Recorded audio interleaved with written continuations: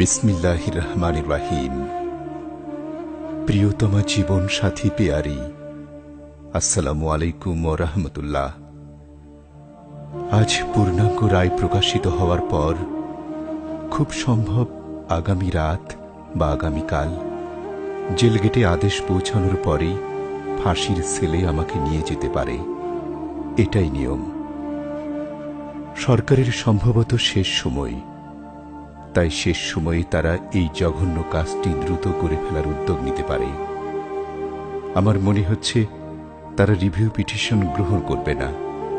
যদি করেও, তাহলে তাদের রায়ের কোনো পরিবর্তন হওয়ার দুনিয়ার দৃষ্টিতে কোনো সম্ভাবনা নেই। মহান আল্লাহ যদি নিজেই এই সিদ্ধান্ত বাস্তবায়নের ইচ্ছার বিরুদ্ধে তার সিদ্ধান্ত কার্যকর করেন, তাহলে ভিন্ন কথা। অথচ আল্লাহর চিরন্তন নিয়ম অনুযায়ী সব সময় এমনটা করেন না। অনেক নবীকেও তো অন্যায়ভাবে কাফিররা হত্যা করেছে।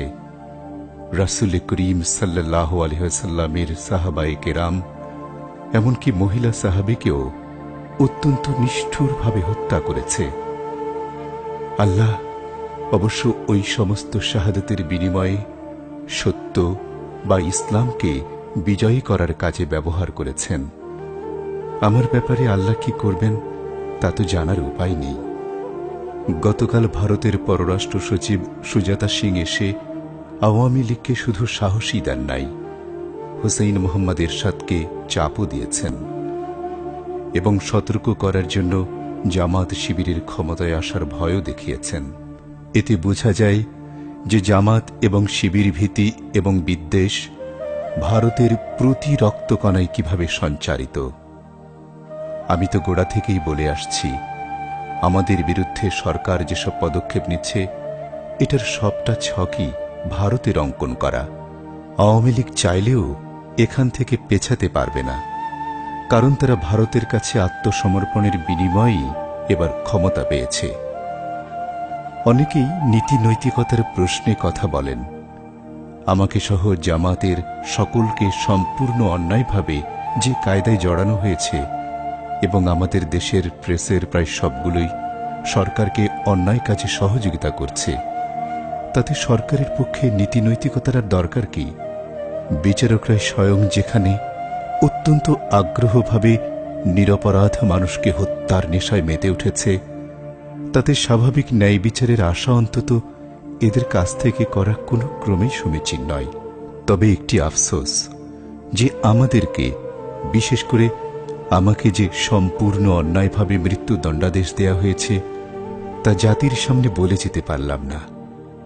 গণমাধ্যম বৈরী থাকায় এটা পুরাপুরি সম্ভব নয়। তবে জাতি, পৃথিবীর ন্যায়পন্থী মানুষ অবশ্যই জানবে এবং আমার মৃত্যু এই জালেম সরকারের পতনের কারণ হয়ে ইসলামী আন্দোলন অনেক দূর এগিয়ে যাবে ইনশাআল্লাহ। কালই সূরা আত-তাওবার 17 থেকে 24 আয়াত আবার পড়লাম। 19 নম্বর আয়াতে পবিত্র কাবা ঘরের খেদমত এবং হাজীদের পানি পান করানোর চাইতে মাল ও জান দিয়ে জিহাদকারীদের মর্যাদা অনেক বেশি বলা হয়েছে। অর্থাৎ স্বাভাবিক মৃত্যুর চাইতে অন্যায়ের বিরুদ্ধে আল্লাহর দেয়া ন্যায়ভিত্তিক ব্যবস্থা, অর্থাৎ ইসলাম প্রতিষ্ঠার জেহাদে মৃত্যুবরণকারীদের আল্লাহর কাছে অতি উচ্চ মর্যাদার কথা আল্লাহ স্বয়ং উল্লেখ করেছেন। আল্লাহ নিজেই যদি আমাকে জান্নাতের মর্যাদার আসনে বসাতে চান, তাহলে আমার এমন মৃত্যুকে আলিঙ্গন করার জন্য প্রস্তুত থাকা উচিত। কারণ জালেমের হাতে অন্যায়ভাবে মৃত্যু তো জান্নাতের কনফার্ম টিকিট। সম্ভবত 1966 সালে মিশরের জালেম শাসক কর্নেল নাসির সৈয়দ কুতুব আব্দুল কাদের আওদাসহ অনেককে ফাঁসি দিয়েছিলেন। ইসলামী আন্দোলনের অগ্নি পরীক্ষা নামক বিষয়ে বিভিন্ন শিক্ষা শিবিরে বক্তব্য শুনেছি। একাধিক বক্তব্যে অধ্যাপক গোলাম আজম সাহেব বাম হাতটা গলার কাছে নিয়ে প্রায়ই বলতেন, ওই রশি তো এই গলায়ও পড়তে পারে। আমারও হাত কয়েকবার গলার কাছে গিয়েছে। এবার আল্লাহ যদি তার সিদ্ধান্ত আমার এবং ইসলামের অগ্রগতির সাথে সাথে জালেমের পতনের জন্য কার্যকর করেন, তাহলে ক্ষতি কি? শহীদের মর্যাদার কথা বলতে গিয়ে রাসূল করিম সাল্লাল্লাহু আলাইহি ওয়াসাল্লাম বারবার জীবিত হয়ে বারবার শহীদ হওয়ার কামনা ব্যক্ত করেছেন। যারা শহীদ হবেন জান্নাতে গিয়ে তারাও আবার জীবন এবং শাহাদত কামনা করবেন। আল্লাহর কথা সত্য, মুহাম্মদ সাল্লাল্লাহু আলাইহি সাল্লামের কথা সত্য, এ ব্যাপারে সন্দেহ করলে ঈমান থাকে না। এরা যদি সিদ্ধান্ত কার্যকর করে ফেলে তাহলে ঢাকায় আমার জানাজার কোনো সুযোগ নাও দিতে পারে।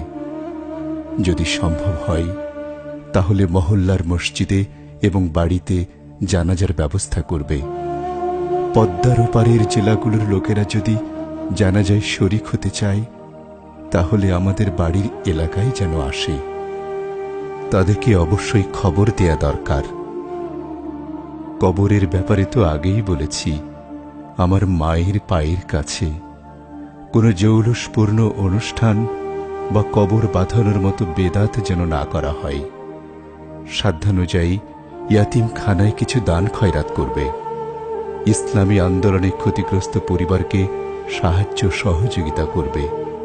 বিশেষ করে আমার গ্রেফতার এবং রায়ের কারণে যারা শহীদ হয়েছে, অভাবগ্রস্ত হলে ওইসব পরিবারকে সাহায্য সহযোগিতার ব্যাপারে অগ্রাধিকার দিতে হবে। হাসান মওদুদের পড়াশোনা এবং তা শেষ হলে অতি দ্রুত বিবাহ শাদীর ব্যবস্থা করবে। নাজনীনের ব্যাপারেও একই কথা। পেয়ারি, হে পেয়ারি, তোমাদের এবং ছেলে মেয়ের অনেক হকই আদায় করতে পারিনি। আল্লাহর কাছে পুরস্কারের আশায় আমাকে মাফ করে দিও। তোমার জন্য বিশেষভাবে দোয়া করেছি, যদি সন্তান সন্ততি এবং আল্লাহর দ্বীনের জন্য প্রয়োজন ফুরিয়ে গেলে আল্লাহ যেন আমার সাথে তোমার মিলিত হওয়ার ব্যবস্থা করেন। এখন তুমি দোয়া করো যাতে আমাকে দুনিয়ার সমস্ত মায়া মহব্বত আল্লাহ আমার মন থেকে নিয়ে শুধু আল্লাহ এবং রাসূল করিম সাল্লাল্লাহু আলাইহি সাল্লামের মহব্বত দিয়ে আমার সমস্ত বুকটা ভরে দেন। সন্তানদেরকে সবসময় হালাল খাওয়ার পরামর্শ দিবে। ফরজ, ওয়াজিব, বিশেষ করে নামাজের ব্যাপারে বিশেষভাবে সকলেই যত্নবান হবে। আত্মীয় স্বজনদেরকেও অনুরূপ পরামর্শ দিবে। আব্বা যদি ততদিন জীবিত থাকেন তাকে সান্ত্বনা দিবে। ইনশাআল্লাহ জান্নাতের সিঁড়িতে দেখা হবে। তোমাদেরই প্রিয় আব্দুল কাদের মোল্লা।